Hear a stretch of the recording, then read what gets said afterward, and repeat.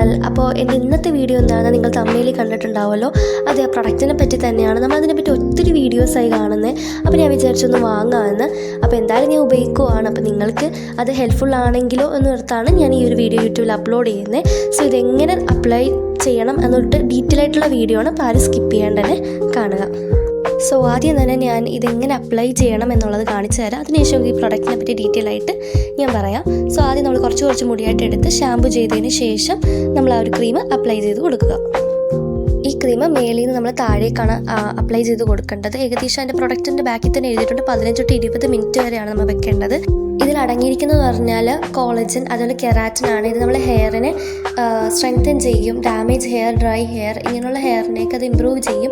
So എനിക്കിത് പറ്റിയിട്ട് നല്ലൊരു ഇതാണ് എനിക്ക് തോന്നുന്നത്. കാരണം എൻ്റെ ഹെയർ എന്ന് പറഞ്ഞു കഴിഞ്ഞാൽ വീഡിയോയിൽ കാണുന്നതുകൊണ്ടല്ല, നേരിട്ട് കുറച്ചുകൂടി നന്നായിട്ട് സ്മൂത്തും സോഫ്റ്റും ആയിട്ട് കിടക്കുന്നുണ്ട്. സോ എനിക്കിത് ഭയങ്കര ഇഷ്ടമായി ഈ ഒരു പ്രൊഡക്റ്റ്. അപ്പോൾ ഈ ഒരു വീഡിയോ നിങ്ങൾക്ക് ഹെൽപ്ഫുൾ ആയെന്ന് ഞാൻ വിശ്വസിക്കുന്നു.